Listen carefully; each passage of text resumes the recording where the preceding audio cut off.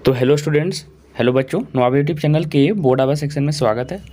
तो जैसा कि आप लोग बच्चे मांग कर रहे थे, जितना भी लोग मांग कर रहे थे कि इकोनॉमिक्स का सर आपने सेट 1 का पार्ट 5 से छोड़ दिया है। तो देखिए, मैं बता दूं कि इतना टाइम नहीं लगता, लेकिन जो इस फोल्डर में मैंने वो वाला कंटेंट रखा था बना के, है ना, तो वो फोल्डर ही डिलीट हो गया था मिस्टेक से, इसलिए मुझे थोड़ा सा डालने में देरी हुई। और उसके बीच में मेरा एग्ज़ाम भी था, तो उसमें थोड़ा सा टाइम चला गया। तो चलिए, फिर भी अब मैंने फिर से किसी तरह से बना दिया है फिर से। तो देखिए, चलिए सॉल्यूशन करवा देते हैं। तो मैंने पार्ट 4 तक आपका शायद 52 नंबर क्वेश्चन तक करवा दिया था, है ना। तो यहाँ से हम 53 से लेंगे, है ना। 52 तक मैंने शायद करा दिया है, तो 53 से करेंगे और आगे कर देंगे। तो चलिए देखते हैं, इसको सॉल्यूशन पार्ट पर ले जाते हैं। और अगर अभी तक आप टेलीग्राम ग्रुप से नहीं जुड़े तो जुड़ जाएंगे, बोर्ड आबा जैक बोर्ड।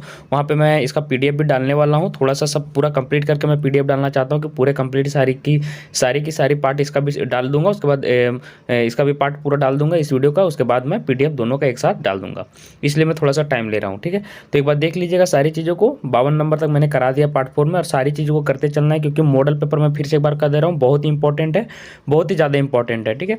अगर आप नहीं करके जा रहे हो तो एग्जाम के लिए आप बहुत ही गलती करके जा रहे हो। तो मॉडल पेपर आपको करके ही जाना है, करके ही जाना है, बस इतना आप जान के चलिए। और सभी क्वेश्चंस को अच्छे से अपने नोट कॉपी में नोट करते चलिएगा।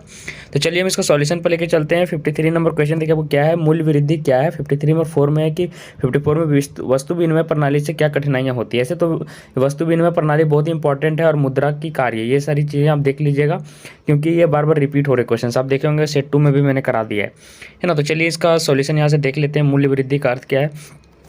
मूल्य वृद्धि अर्थात मतलब क्या हुआ, देखिए, मूल्य अर्थात या हम कह सकते हैं कि इसका दाम, है ना। मूल्य का मतलब ही होता है दाम, यही कहा जा रहा है। वृद्धि अर्थात बढ़ जाना, है ना।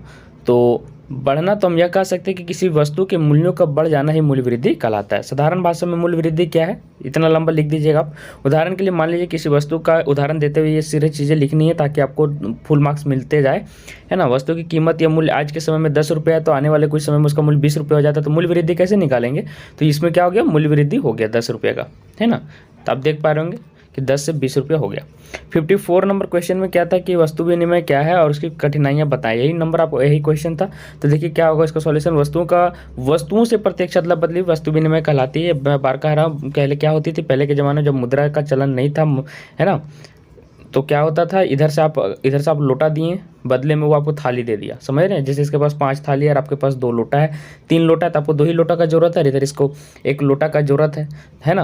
और आपको 1 थाली का जरूरत है, तो आप क्या कीजिए, 1 थाली उसको दे दीजिएगा, बदले में 1 लोटा दे दीजिएगा, बदले में 1 थाली वो आपको दे देगा। इस तरह से वस्तु विनिमय प्रणाली होती थी। वस्तुओं को अदल बदल कर काम चलाया जाता था, जिसमें किसी एक पार्टी को घाटा होता था और एक पार्टी को फायदा भी हो जाता था कभी कभी, है ना। तो कभी भी कोई भी संतुष्ट नहीं होता था। बात माने, अगर लोटा ज़्यादा भारी है और थाली हल्का है, तो लोटे वाले को हानि होने वाला है। ज़्यादा धातु का मात्रा दे दिया वहाँ पे, है ना, धातु का मात्रा। तो चलिए उसकी कठिनाइयाँ क्या थी, देखिए वही चीज़ें लिखी हुई है। सामान्य मूल्य मापक का भाव था। दोहरे संयोग का भाव, बात की माने अगर आपको लोटा, यहाँ से समझिए अब क्या मैं कहना जा रहा हूँ, नहीं तो फिर कभी याद नहीं होने वाला है। आपके पास लोटा था, यहाँ लोटा लिख देता हूँ मैं, लोटा, और इधर से इसके पास थाली था, थाल लिख देता हूँ। तो इसके पास थाल है, आपके पास लोटा है। बात की माने अगर दोनों के पास आपके पास लोटा है, तभी तो आप उसको लोटा दीजिएगा और वो थाल आपको देगा। बात की माने आपके पास भी लोटा है और आपको थाली की जरूरत है, और इसके पास कुछ दूसरा चीज़ है, थाल तो है ही नहीं, तो ये थाल आपको कहाँ से देगा, समझ रहे हैं। तो दोहरे संयोग का भाव, कि आपको जो चाहिए वो उसके पास नहीं है और जो उसको चाहिए वो आपके पास नहीं है। भावी भुगतान में कठिनाई, समझ में आ रहा है, भुगतान में भी कठिनाई होता था, किसी न किसी के मन में असंतोष रह जाता था। मूल्य संचय में कठिनाई, आप कितना मूल्य का मतलब कि सामान संचय करके रखें, आप इसका भी अनुमान नहीं लगा सकते थे। विभाजन की भी कठिनाई होती थी कि कैसे बांटा जाए।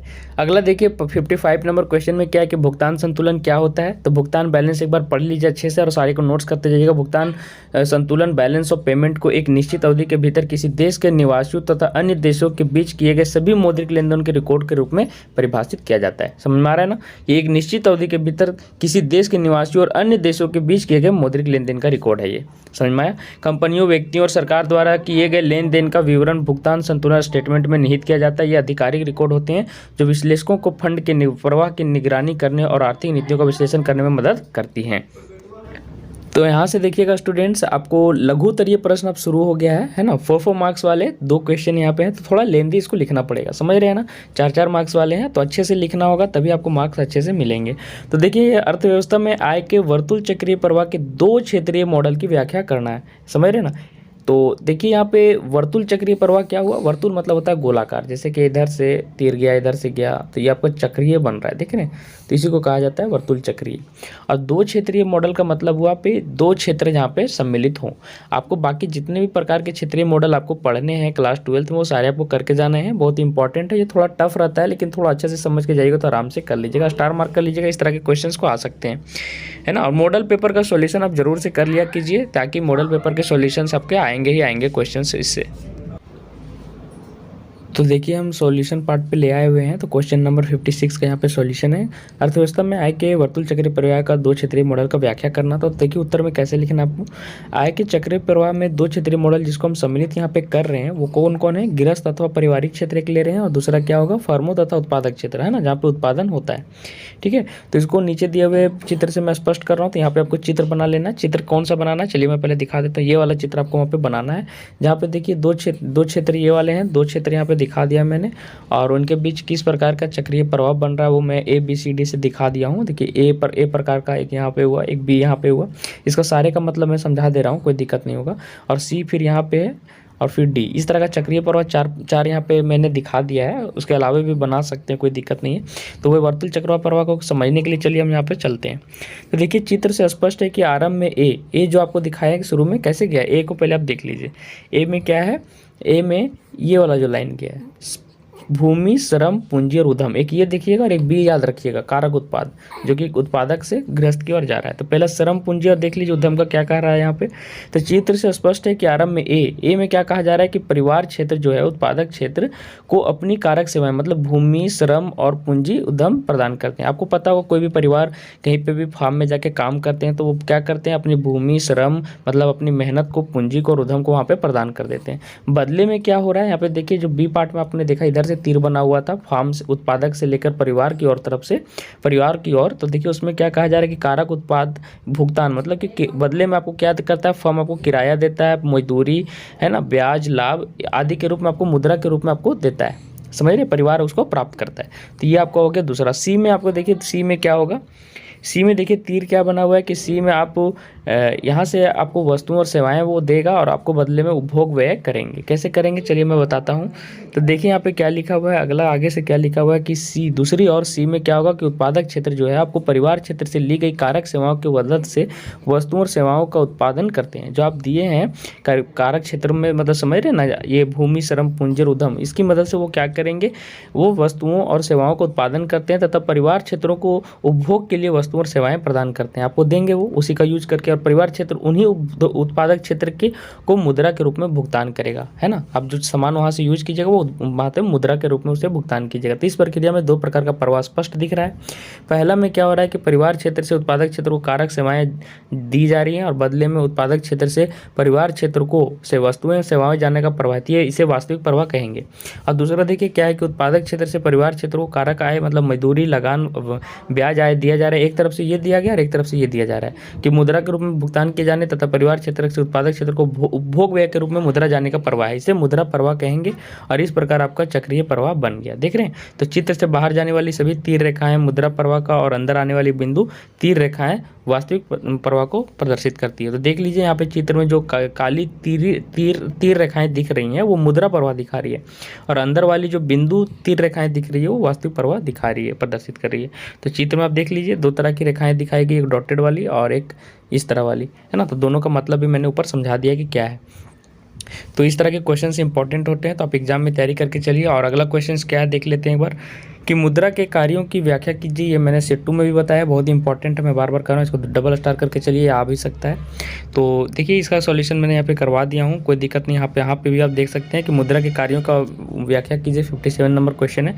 तो उसके कार्य निम्नलिखित हैं, देख लीजिए। मुद्रा से तात्पर्य धनराशि से जिसका उपयोग व्यक्ति अपनी दैनिक आवश्यकताओं को पूरा करने के लिए करता है। मुद्रा का प्रयोग वस्तु विनिमय की कमियों को समाप्त कर देता है, अतः मुद्रा के बारे में हम उसके द्वारा किए जाने वाले कार्यों के आधार पर बात कर सकते हैं। सकते हैं। मुद्रा से अभिप्राय किसी उस वस्तु से है जो सामान्य रूप से विनिमय के माध्यम, मूल्य के माप, धन की संचय तथा ऋणों के भुगतान के रूप में की जाती है। इन सभी चीज़ों का काम क्या है? मुद्रा के द्वारा ही ये सारी चीज़ें होती हैं।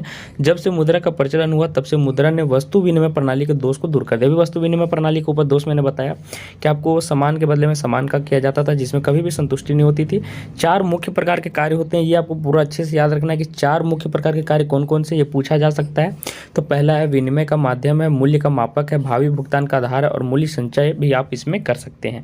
आपको बताया था कि वस्तुओं को आप संचय करके जमा नहीं कर सकते और बता नहीं सकते कि कितना का आपने धन राशि जमा कर लिया, लेकिन धन को आप अगर 5,000 डेली जमा कर रहे हैं तो आप बता सकते हैं कि साल भर में मैंने 60,000 रुपये जमा कर लिए। समझ रहे हैं? तो मुद्रा निम्नलिखित प्रकार से वस्तु विनिमय प्रणाली के कमियों को दूर करती है। तो एक बार आप देख लीजिए, विनिमय का माध्यम में क्या करता है? मुद्रा की सर्वप्रथम भूमिका यह है कि वह मुद्रा विनिमय का माध्यम है। लिख सकते हैं, मुद्रा का यह कार्य आवश्यकताओं के दोहरे संयोगों को कठिनाई दूर कर देता है कि आपको थाल चाहिए, इधर लोटा चाहिए, कोई जरूरी है कि आपके दोनों के पास हो जाएंगी वही चीज़ें, वही दोष को दूर करता है। मुद्रा का मापक, वस्तुओं की कीमत मुद्रा द्वारा दर्शाई जाती है। कोई चीज़ ज़्यादा दाम का, जैसे लोटा भारी था तो वहाँ पर आप ज़्यादा दाम इसको रख सकते हैं, है ना। भविष्य में भुगतान का आधार, आप इसको जमा रख के भविष्य में भी आप इसको खर्च कर सकते हैं। धन संचय के रूप में भी इसे आप जमा कर सकते हैं। तो इस प्रकार देखिए, मैंने यहाँ पे 57 तक करा दिया है। अगले 58 में आपका न्यूमेरिकल वाला क्वेश्चन भी है, तो मैं अगले पार्ट में जरूर करा दूंगा। तो आप हमारे टेलीग्राम ग्रुप से जुड़ जाइए और हमारे चैनल को जरूर से सब्सक्राइब कर लीजिए। नव आभार बोर्ड आभार 2 चैनल है, दोनों को सब्सक्राइब करके रखना जरूरी है। जितने भी इंपॉर्टेंट क्वेश्चन पेपर जा रहे हैं यहाँ के सोल्यूशन कराए जाएंगे, है ना। तो आज के लिए इतना ही। आपके आने वाले आगामी एग्जाम के लिए ढेर सारी शुभकामनाएं। धन्यवाद।